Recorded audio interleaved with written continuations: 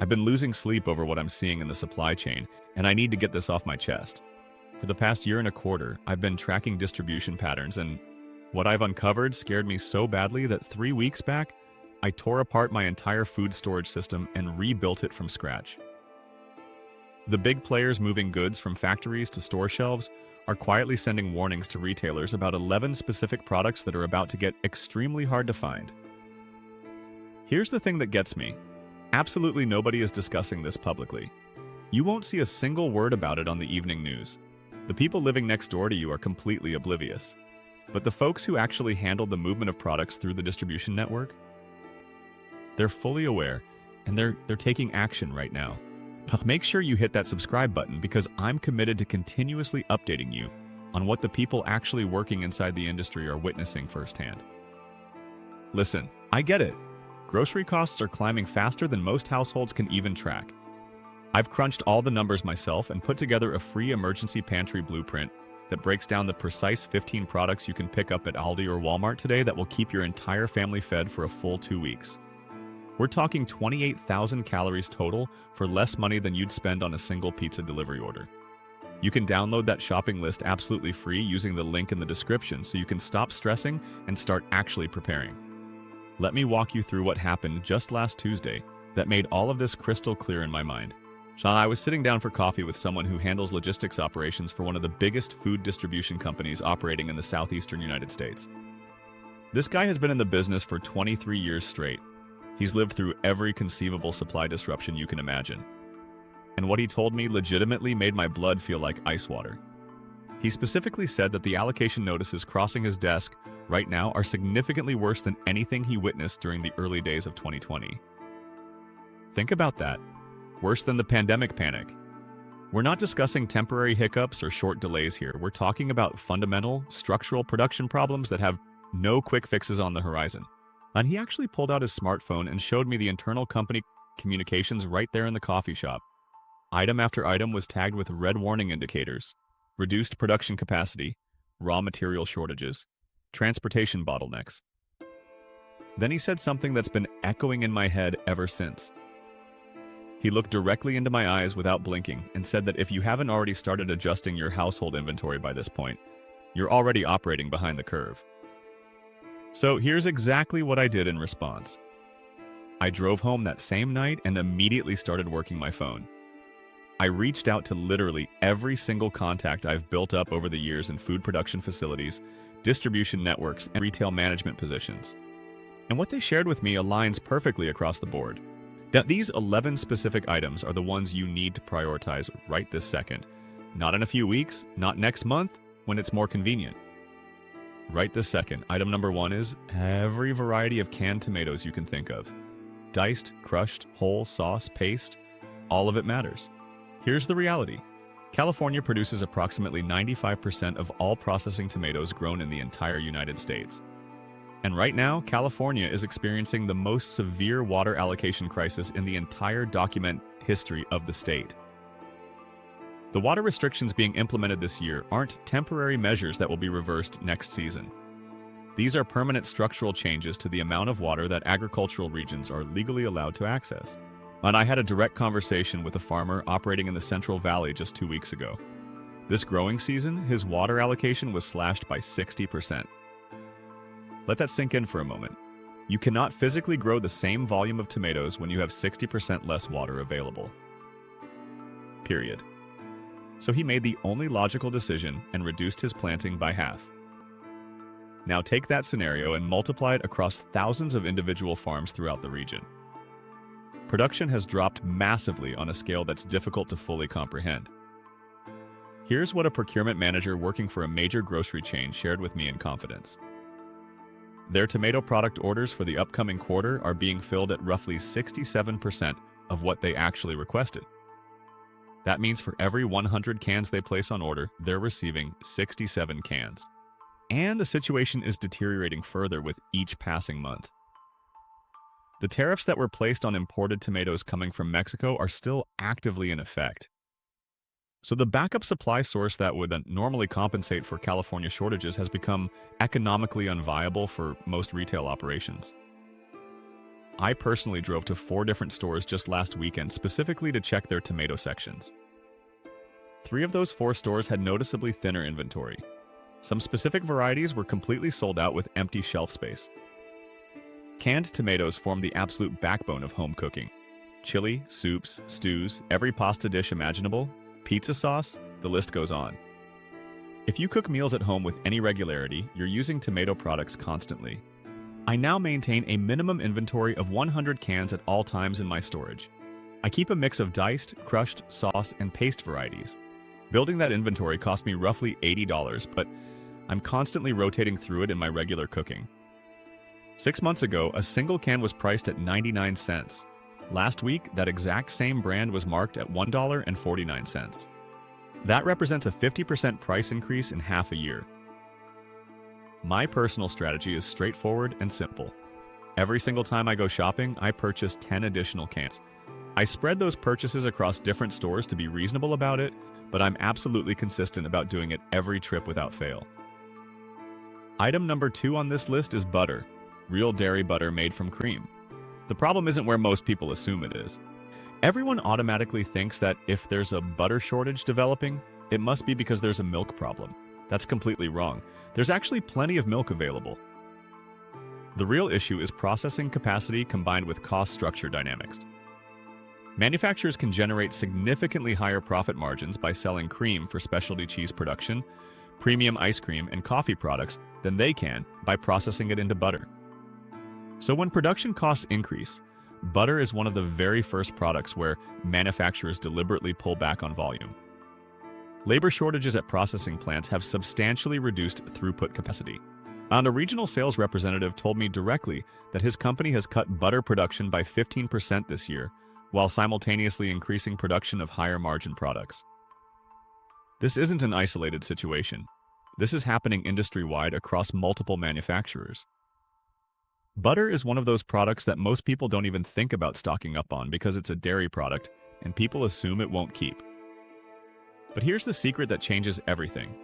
Butter freezes beautifully. You can freeze butter for up to a full year with absolutely zero quality loss when you thaw it out. I currently maintain 40 pounds of butter in my freezer right now. Here's the method. Buy butter whenever it goes on sale at a good price. Leave it in the original wrapper it came in. Place the wrap sticks into a freezer-quality zip-top bag. And squeeze out all the air before sealing. When you need butter for cooking, just pull out a stick the night before and let it thaw in the refrigerator. My family absolutely cannot tell any difference whatsoever.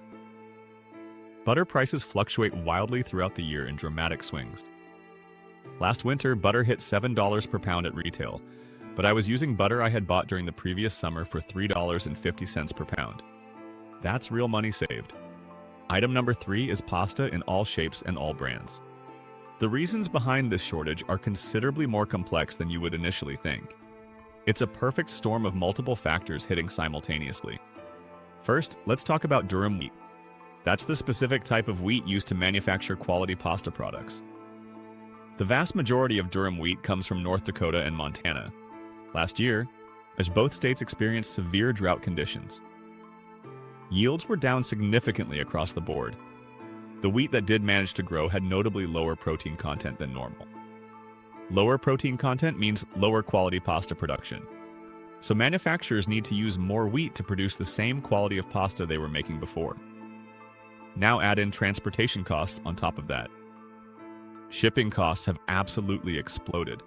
A trucking company owner I spoke with said his fuel costs alone are up 42% compared to last year. Then there's the packaging situation. Cardboard and adhesive shortages have caused significant delays throughout the supply chain. Some manufacturers have actually had to slow down their production lines because they literally don't have enough boxes to package the pasta they're producing.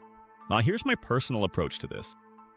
I keep 100 pounds of pasta in various shapes in my storage area. I stock long pasta varieties like spaghetti and fettuccine, short pasta shapes like penne, rigatoni, and shells, small pasta like orzo and ditalini for soups. Different shapes work better for different types of meals and sauces, and having variety keeps meals interesting when you're eating from your stockpile instead of fresh shopping. Storage is actually pretty simple with pasta. Keep pasta in its original packaging if you're rotating through it regularly in your cooking. For long-term storage beyond regular rotation, transfer it to airtight containers or food-grade buckets with proper lids. Pasta lasts for years when kept completely dry. The price increase is absolutely real and documented. 18 months ago, a pound of name-brand pasta was priced at about $1.29. Now it's consistently over $2 at most stores. Some stores are pushing $2.50 or higher. That's nearly double the price in less than 2 years. So every single time you buy pasta at today's prices, you're effectively saving money against tomorrow's even higher prices that are definitely coming. Buy extra on every shopping trip. I grab 10 boxes spread across different brands and shapes each time. Item number 4 is cooking oils of all types. Vegetable oil, canola oil, all of it matters. This situation is legitimately global in scope, affecting supply chains worldwide. Let me break down exactly what's happening in detail. Sunflower oil, which forms a huge component of vegetable oil blends, has a massive percentage of global production that comes from Ukraine and Russia. The ongoing war has absolutely devastated production capacity and export capabilities. That supply is essentially gone from global markets for the foreseeable future. So manufacturers shifted to using other oil sources instead. Soybean oil, canola oil, palm oil, whatever they could source. But here's the critical problem with that approach. Demand for those alternative oils was already running high before the sunflower oil disappeared. Now you're asking those same supply chains to also replace millions upon millions of gallons of sunflower oil that's no longer available. The system simply cannot handle that level of demand. Palm oil is currently facing serious production issues in Indonesia and Malaysia due to ongoing labor shortages and unpredictable weather patterns. Soybean oil production in Argentina was hit extremely hard by severe drought conditions. Add in the fact that these oils are also used for biofuel production, which competes directly with food use. As fuel prices continue going up, it becomes increasingly profitable to convert vegetable oils into biodiesel instead of selling them for cooking. A buyer working for a regional grocery chain told me directly that cooking oil is currently one of the single most difficult product categories to keep in stock right now. They're getting allocated, meaning they can't order as much as they actually need. The prices are absolutely insane when you track them over time. I've personally watched regular vegetable oil go from $3 for a large bottle to over $8 for that same bottle. Now, olive oil is even worse. A decent bottle that was $12 18 months ago is now pushing $25 at most stores. Here's what I did immediately after learning about this situation. I bought 30 gallons of various cooking oils to build my inventory. 10 gallons of vegetable oil, 10 gallons of canola oil, 5 gallons of olive oil, and 5 gallons of coconut oil. That sounds like an enormous amount when I say it out loud, but think carefully about how much oil you actually use in regular cooking. Cooking meals, baking goods, frying foods, making salad dressings. Oil is absolutely essential for almost everything. Storage is genuinely important with oils to maintain quality. Keep them in a cool, dark place away from heat sources. Heat and light exposure cause oil to go rancid much faster and ruin the flavor. Vegetable oil and canola oil easily last a full year when stored properly, often 2 years without issues. Olive oil typically lasts about 18 months. I rotate through my stock, constantly using oldest first. When I open a new bottle for use, I immediately buy a replacement to maintain my inventory level. Item number 5 is canned fish of all varieties. Tuna, salmon, sardines, mackerel, all of it matters. The problems affecting this category are both environmental and logistical in nature. Global fish stocks are under genuinely serious pressure from multiple directions. Overfishing has depleted populations. Climate change is affecting ocean temperatures and causing fish to change their traditional migration patterns. Fish populations are simply not what they used to be historically. Tuna fishing is increasingly regulated by governments trying to prevent collapse. Fishing quotas are being actively reduced to try to prevent complete stock collapse.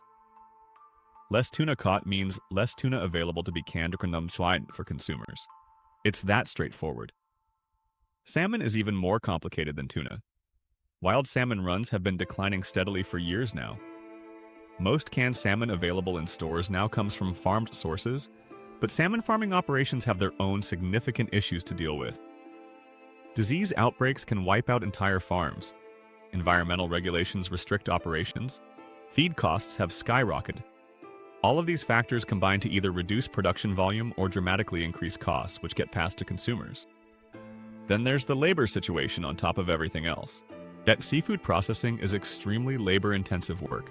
Many processing facilities are located in remote locations and rely heavily on seasonal workers who travel for the work. A manager working at a processing plant told me they're currently running at roughly 70% of their normal capacity because they simply cannot find enough workers willing to do the job.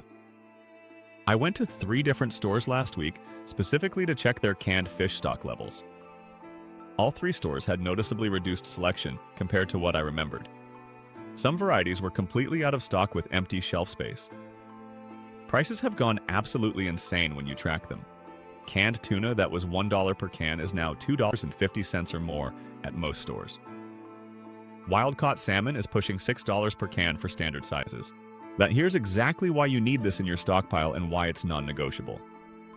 Canned fish is one of the single most calorie-dense and protein-dense shelf-stable foods available to consumers. A single can of tuna contains about 25 grams of protein. Salmon contains omega-3 fatty acids that are absolutely critical for long-term health, and it requires literally 0 preparation time. Open the can and eat it straight. That's it.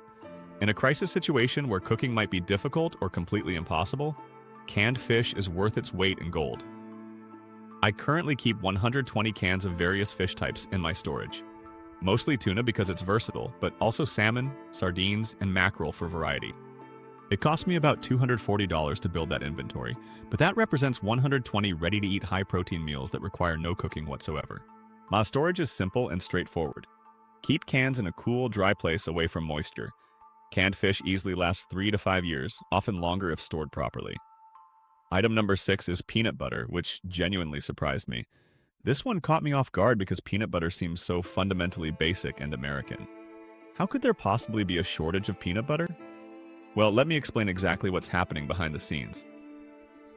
Peanut production in the United States is heavily concentrated in just a handful of states. Georgia, Alabama, Florida, and Texas grow the vast majority of all peanuts. These specific regions have been hit repeatedly with increasingly unpredictable weather patterns. Last year, excessive rain during harvest season in Georgia damaged a significant portion of the entire crop. Now, peanuts that sit in wet fields develop aflatoxin, which is a toxic mold. Those contaminated peanuts cannot legally be used for food production under any circumstances. They have to be completely destroyed. So immediately, you have substantially reduced supply hitting the market. But here's what makes this situation even worse than it initially appears. Peanuts are also used to produce peanut oil, which is currently in extremely high demand.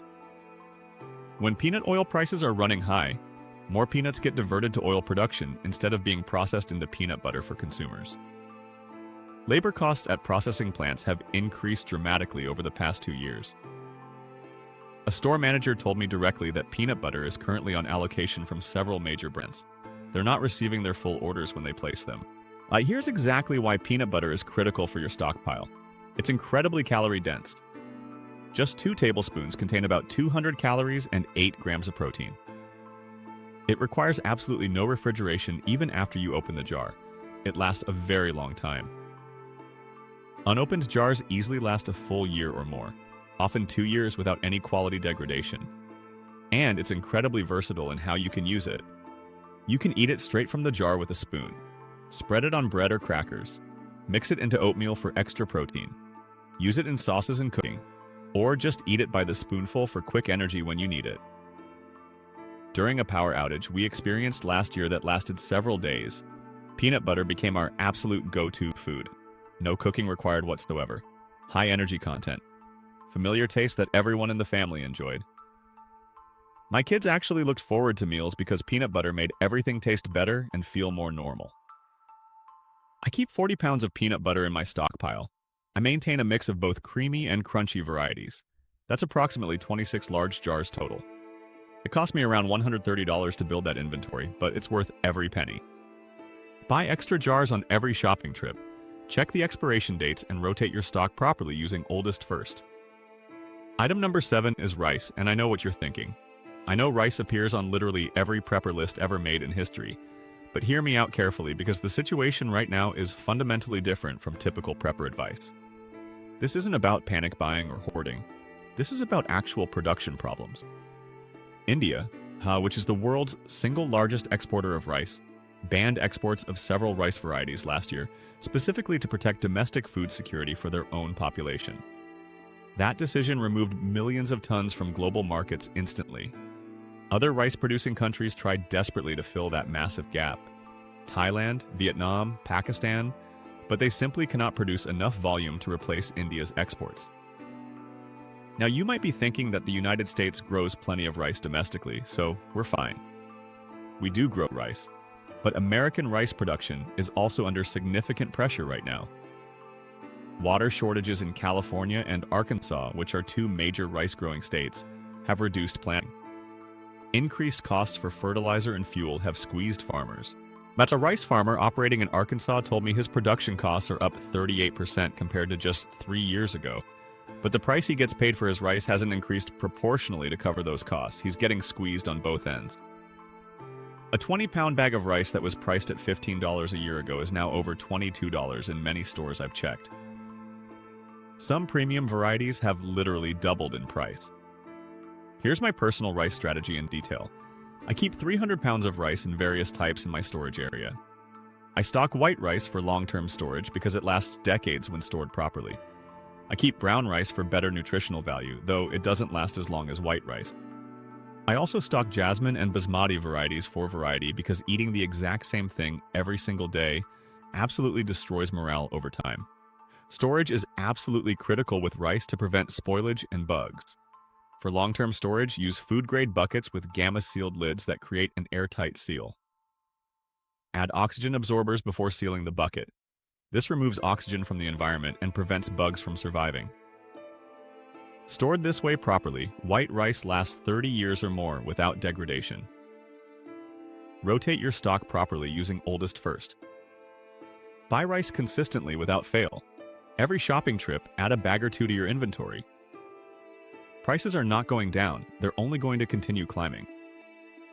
Item number 8 is powdered milk, and this ties directly into the butter situation because both are dairy products facing very similar pressure points. Now, powdered milk production requires significant processing capacity and substantial energy to operate the drying equipment. As energy costs have increased dramatically, production costs have gone up in direct proportion. Some manufacturers have actually reduced production because profit margins are too thin to justify continued operation. But here's the bigger issue that most people aren't aware of. There's increasing global demand for powdered milk, particularly from growing markets in Asia and Africa. This global demand is pulling available supply away from the US domestic market. A lot of people don't keep powdered milk in their pantry because they think it tastes terrible. And yeah, if you're drinking it straight after reconstituting it, powdered milk definitely doesn't taste quite like fresh milk. But here's the important thing to understand. In cooking and baking applications, you absolutely cannot tell any difference whatsoever. And in a situation where fresh milk is unavailable for any reason, powdered milk becomes a genuine lifesaver for your family. Here's exactly how I store powdered milk properly. Do not leave it sitting in the cardboard box it comes in from the store. Cardboard absorbs moisture from the air and air gets inside. Your powdered milk will clump up and go bad within just a few months. Transfer it immediately to Mylar bags with oxygen absorbers or use food-grade buckets with tight-fitting lids. Stored properly using this method, powdered milk lasts 15 to 20 years. Yes, I'm talking about decades of shelf life. I keep 50 pounds in my stockpile. It cost approximately $150 to build that inventory. Here's a pro tip that actually works. Mix half reconstituted powdered milk with half fresh milk for drinking. Your family gradually gets used to the taste over time. Then, when you need to use only powdered milk in a crisis, the adjustment isn't nearly as jarring for them. Use powdered milk in all your baking and cooking right now during normal times. Pancakes, muffins, cakes, creamy soups. It works perfectly in all of these applications. Item number 9 is canned beans of all varieties. Black beans, kidney beans, pinto beans, chickpeas, white beans, all of it matters. Bean production requires significant water, and ongoing drought conditions in key growing regions have substantially reduced yields. North Dakota, which grows a huge percentage of U.S. beans, experienced serious drought conditions during the last growing season. Lower yields mean less supply hitting the market when harvest comes. But here's the processing bottleneck that makes it worse. Canning capacity is genuinely limited. There are only so many canning facilities operating, and they're running at maximum capacity, trying to keep up with demand across all product categories. When one product line has issues, it affects everything else because they're all competing for the same limited canning lines. Then there's the aluminum can shortage on top of everything else. This affects all canned goods across the board, including beans. Labor is another absolutely huge factor. Bean processing is labor-intensive work that requires people. A procurement specialist told me their orders for canned beans are being filled at about 70% of what they request. That means for every 10 cases they order, now they're receiving 7 cases. The gap is real. Here's exactly why canned beans are essential for any stockpile. They're shelf-stable protein that requires minimal preparation time. Open the can, heat them up if you want, and you have a complete meal ready to eat. They're incredibly versatile in how you can use them. You can make chili, soups, salads, burritos, rice and beans. Bean dip, the possibilities are extensive. A can of black beans that was priced at 80 to 89 cents just 2 years ago is now $1.69 in my local stores. Some organic varieties are pushing $3 per can or higher. I currently keep 200 cans of various beans in storage. Black beans, pinto beans, kidney beans, chickpeas, white beans. Variety matters. It cost me approximately $280 to build that inventory. But that represents 200 protein-packed meals that are ready whenever I need them. Storage is simple and straightforward. Keep cans in a cool, dry place away from temperature extremes. Canned beans easily last 3 to 5 years, often longer. My strategy is to buy 10 cans every single shopping trip without fail. Item number 10 is oats, both rolled oats and instant oats. Oat production is concentrated in specific geographic regions. Canada grows a massive percentage of the world's oats. The United States also grows oats, primarily in the upper Midwest states. Both regions have experienced significant weather issues that negatively affected yields. Drought in some specific areas. Excessive rain in other areas. Either extreme damages crops and reduces quality. Oats require very particular drying and processing to be shelf-stable. If the moisture content isn't exactly right, they spoil quickly and cannot be sold. Processing facilities have struggled with equipment issues and ongoing labor shortages, which has reduced their capacity to turn harvested oats into the rolled oats or instant oats you buy at the grocery store. Add in the dramatically increased demand for oats beyond traditional uses. Oat milk has become incredibly popular in the last few years among consumers. This has pulled a significant portion of oat production away from traditional food products and into beverage production. I've noticed at stores that the oat sections are noticeably less stocked than they used to be even 6 months ago. Some stores are down to just a couple of brands with limited variety. Prices have increased noticeably when you track them. On a large container of rolled oats that was $4 is now $6.50 or more at most stores. Here's exactly why oats are critical for your stockpile. They're incredibly versatile in application. Oatmeal for breakfast obviously is the main use, but also granola for snacking. Baking applications. You can grind them into oat flour if needed. Use them as thickening for soups and stews. Nutritionally, oats are absolutely fantastic. High fiber content, decent protein levels, and they keep you feeling full for hours after eating them. In a survival situation, that sustained energy release is absolutely crucial for maintaining strength. Oats last a very long time when stored properly. For long-term storage, put them in Mylar bags with oxygen absorbers, or store them in food-grade buckets with proper lids. Stored that way correctly, they last 10 years or more without degradation. I keep 100 pounds of oats in storage. Mix of both rolled oats and instant oats for different uses. It cost me about $60 to build that inventory. But that represents hundreds of meals. Item number 11 is coffee, and I know some of you are thinking coffee isn't essential. But let me tell you something bluntly. In a high-stress situation, the psychological value of coffee is absolutely massive and cannot be overstated. Beyond just the psychological aspect, coffee is facing some of the most serious production challenges of anything on this entire list. Coffee is grown in a very specific climate band called the coffee belt. These are equatorial regions with exactly the right temperature, rainfall pattern, and altitude. And climate change is absolutely hammering these regions. Brazil, now which produces roughly 1/3 of the entire world's coffee supply, had devastating frosts last year that destroyed huge portions of the crop. Frost in coffee-growing regions used to be extremely rare, but it's happening more frequently now, and that's a major problem. Vietnam, which is the second largest producer globally, has had significant drought issues affecting yields. Colombia has dealt with excessive rain and labor strikes that disrupted production. All of this adds up to substantially reduced global coffee production at exactly the time when demand continues to increase worldwide. Coffee is one of the most heavily traded commodities in the entire world. Price fluctuations happen fast, and they're dramatic when they occur. In just the last 18 months, wholesale coffee prices have increased over 70%. That's not a typo or exaggeration. I've been actively tracking coffee prices at my local stores over time. A standard 12-ounce bag that was priced at $8 a year ago is now $11 or higher. Some premium brands are pushing $15 or more per bag. Here's my personal coffee strategy, and I'm deadly serious about this because I've thought it through carefully. I currently have 60 pounds of coffee in my stockpile. Both whole beans and pre-ground, mix of regular and decaf varieties. Dark roast, medium roast, and light roast for variety. It cost me approximately $400 to build that stock, which sounds like a lot. But at the rate prices are increasing month after month, that coffee will be worth significantly more in just 6 months than what I paid for it. Beyond just the financial aspect of saving money, think carefully about the morale factor. But in a genuine crisis situation, starting your day with a normal cup of coffee provides a psychological stability that's hard to overstate.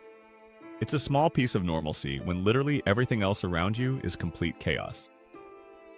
Storage is genuinely important with coffee to maintain quality and freshness. Keep whole beans in airtight containers stored in a cool, dark place away from heat and light. For long-term storage beyond a few months, vacuum seal coffee or use Mylar bags with oxygen absorbers to